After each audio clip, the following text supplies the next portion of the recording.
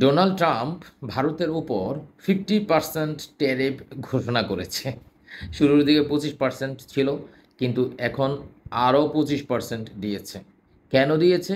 এর কারণ হচ্ছে ভারত রাশিয়া থেকে তেল নিয়ে আসে। আপনারা জানেন রাশিয়া ইউক্রেন যুদ্ধ চলছে। ডোনাল্ড ট্রাম্প ইতিমধ্যে বলেছে এই যুদ্ধ থামাতে হবে।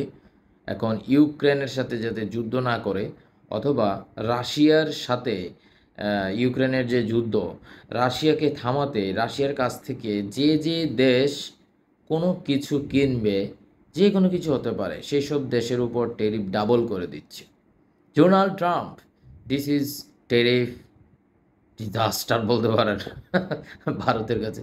ভারত নাকি ডোনাল্ড ট্রাম্পের খুব বন্ধুরাষ্ট্র। নরেন্দ্র মোদির তো একদম বিশাল সমালোচনা চলতেছে। বাংলাদেশের আওয়ামী লীগ নরেন্দ্র মোদির উপর ভরসা করেছিল যে আওয়ামী লীগ নরেন্দ্র মোদির ভরসায় ডোনাল্ড ট্রাম্পের সাপোর্ট নিয়ে ক্ষমতায় টিকে থাকবে। সেই বাইডেনের সাথে সেলফি, ডোনাল্ড ট্রাম্প আসলে ইউনূসের কী হবে, অথবা আওয়ামী লীগ থেকে যাবে আবারও আসবে, এই ধরনের অনেক কিছু ছিল। বাট ডোনাল্ড ট্রাম্প কিন্তু এটাকে একদম নিজের দেশের সময়ে অন্য কোনো কিছু নাই। সো সে যেটা বলেছে, রাশিয়ার সাথে যারা আলাপ আলোচনা করবে, যারা বিভিন্ন বিজনেস কন্ট্রাক্টে যাবে, তাদেরকে ট্যারিফ দিয়ে ঠেকিয়ে দিবে Donald Trump. This is American policy. So American policy চলবে, আমেরিকান পলিসি সব জায়গায় চলছে। সো আমেরিকান স্বার্থ ঠিক রাখার জন্য ডোনাল্ড ট্রাম্প এগুলো করছে।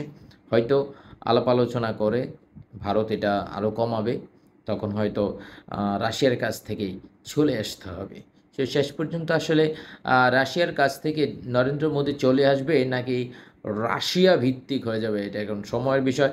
তবে আমার কাছে মনে হয় আগে যে রকম তেল নিয়ে আসতো ভারত, সেটা হয়তো কমিয়ে দেবে, কারণ তাদের দেশ থেকে অনেক অনেক প্রোডাক্ট কিন্তু আমেরিকায় যায়। সো এই বিষয়গুলো বিবেচনা করে কিন্তু হয়তো ভারত সিদ্ধান্ত নেবে রাশিয়া থেকে দূরে সরে যাওয়ার। সো আপনাদের কাছে আসলে কী মনে হয় শেষ পর্যন্ত কী হতে পারে?